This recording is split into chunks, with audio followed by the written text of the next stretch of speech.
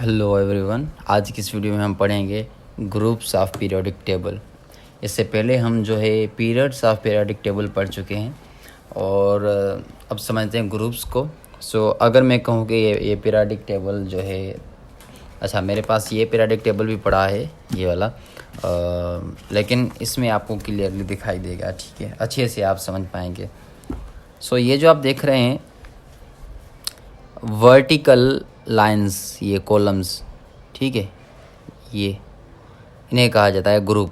इससे पहले हम पीरियड पढ़ चुके हैं। ये जो हॉरिजॉन्टल ये लाइंस थी, ये वाली हॉरिजॉन्टल लाइंस, ठीक है, ये इन्हें हम कह रहे थे पीरियड्स। ये पीरियड्स हैं। टोटल ये कितने पीरियड थे?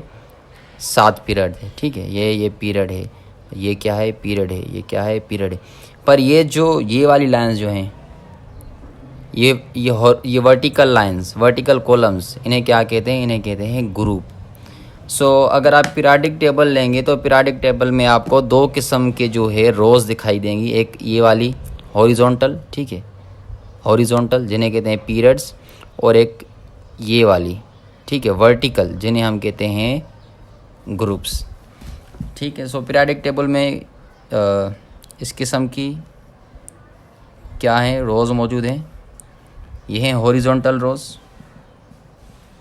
हॉरिजॉन्टल, ठीक है।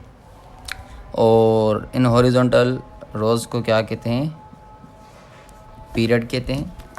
और इनमें आपको ये वर्टिकल कॉलम्स या वर्टिकल रोज़, कॉलम कहते हैं तो बहुत ज़्यादा बेहतर होगा। ये वर्टिकल कॉलम्स भी आपको दिखाई दे रहे हैं और इन्हें कहते हैं ग्रुप्स, ठीक है। पीरियोडिक टेबल में इनको ग्रुप्स कहा जाता है और इनको पीरियड्स कहा जाता है। और ये क्या है? ये हैं वर्टिकल, ठीक है, वर्टिकल है। जो चीज़ यूँ होती है वो वर्टिकल कहलाती है और जो चीज़ यूँ होती है वो हॉरिजॉन्टल कहलाती है। जो चीज़ जैसे वाई एक्सिस पे होती है वो वर्टिकल, जो एक्स एक्सिस पे होती है वो हॉरिजॉन्टल। ये हॉरिजॉन्टल रोज़, इन्हें क्या कहते हैं? पीरियड। और ये वर्टिकल कॉलम्स, इन्हें क्या कहते हैं? ग्रुप्स। सबसे पहले डेफिनेशन लिख लेते हैं। यहाँ पर मैंने डेफिनेशन लिख ली है। ग्रुप्स को क्या कहते हैं? वर्टिकल कॉलम्स कहते हैं। खाली कॉलम कहेंगे फिर भी चलेगा। वर्टिकल कॉलम्स, और ये कहाँ होते हैं? In periodic table. Periodic table में जो वर्टिकल कॉलम्स होते हैं उन्हें कहा जाता है ग्रुप्स, ठीक है। ये डेफिनेशन हो गई। अब आते हैं कि टोटल कितने ऐसे ग्रुप्स होते हैं इस पीरियोडिक टेबल में। देखिए पीरियड 7 थे, 1 2 3 4 5 6 7, ये लिखा हुआ है 7 पीरियड से। अब आते हैं ग्रुप कितने हैं इसमें। ग्रुप इसमें है टोटल 18, ठीक है। ये जो वर्टिकल कॉलम्स हैं टोटल कितने? 18, 1 2 3 4 5, ठीक है। ऐसे चलते चलते कितने हैं यहाँ पर? टोटल 18। हम यहाँ पर लिख लेंगे कि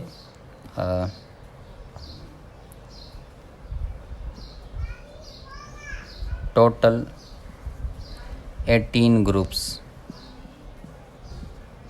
ठीक है जी। हाँ जी, इतना समझ में आ गया कि टोटल 18 ग्रुप्स हैं। और ग्रुप किस चीज़ को कहते हैं? वर्टिकल कॉलम्स को ग्रुप कहते हैं।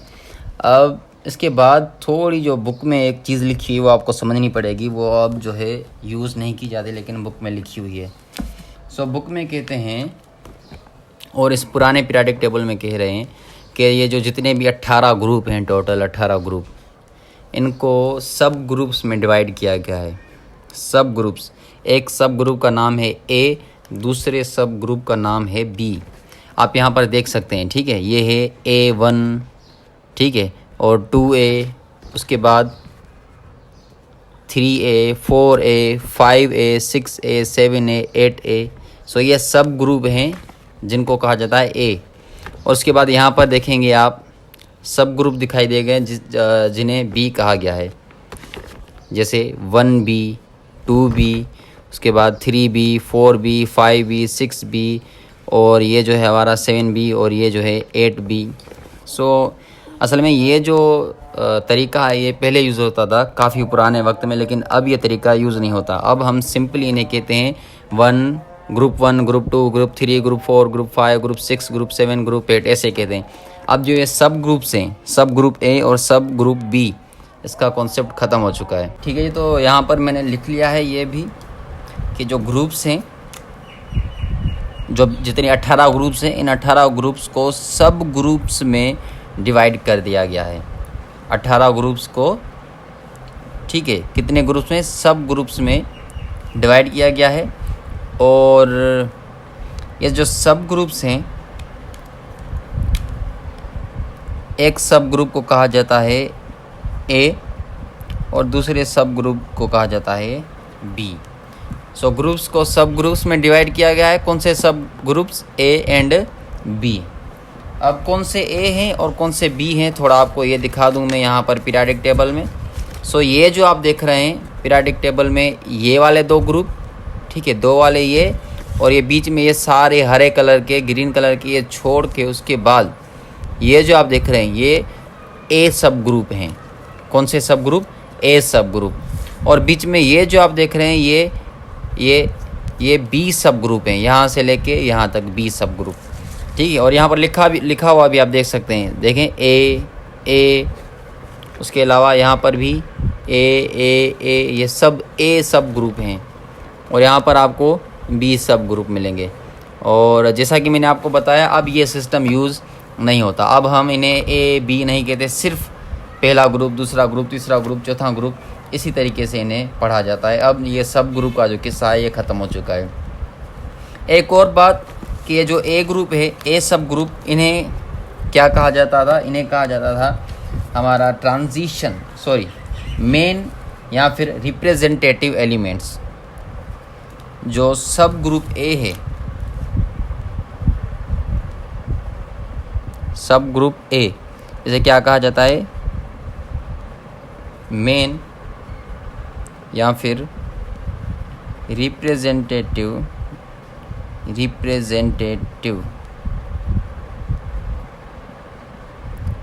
एलिमेंट्स। और ये जो बी सब ग्रुप है, इन्हें कहा जाता था ट्रांजिशन एलिमेंट्स, ठीक है जी।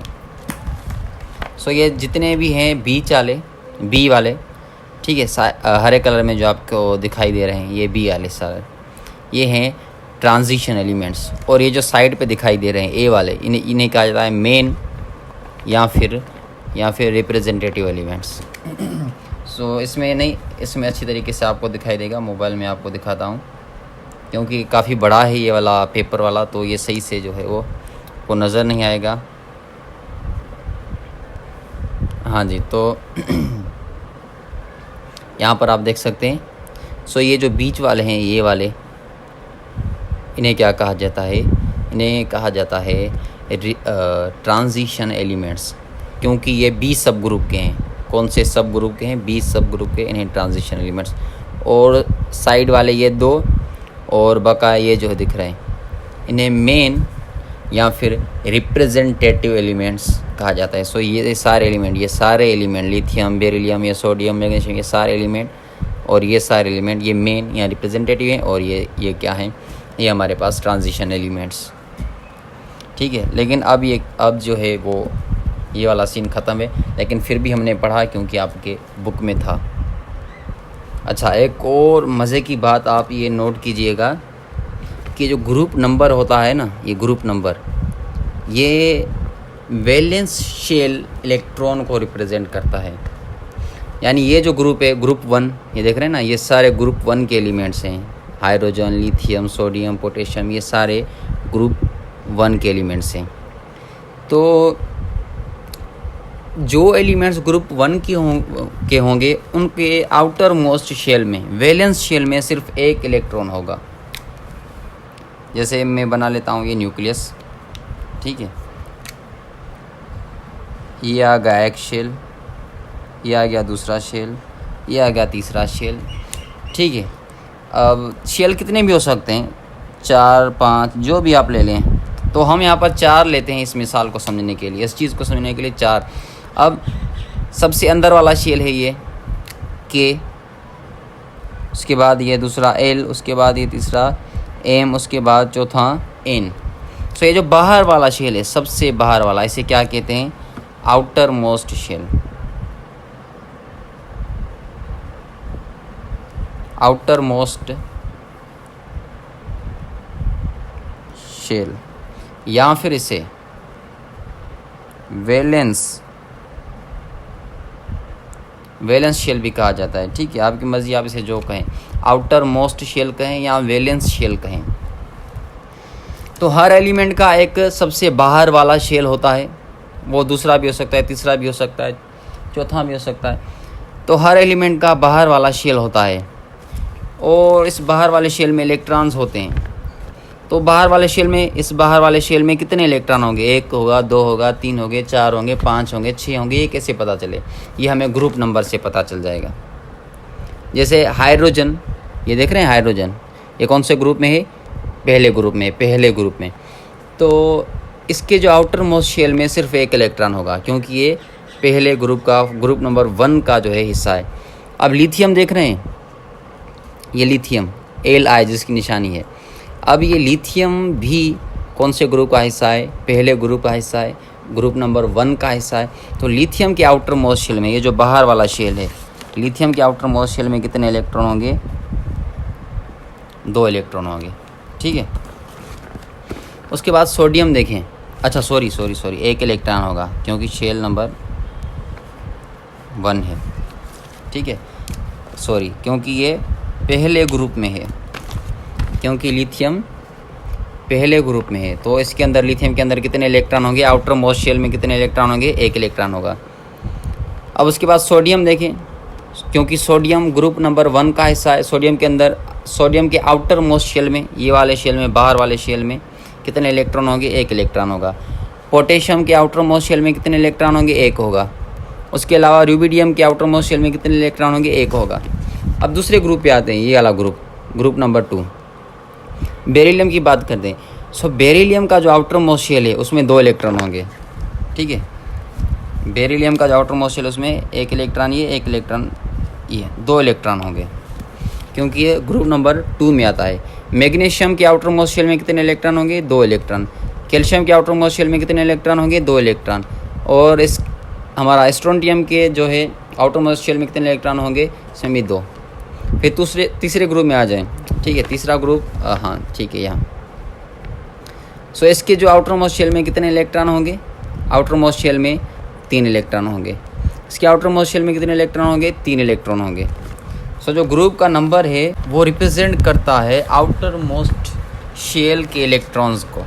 ठीक है, तो आई होप क्लियर हो गया होगा।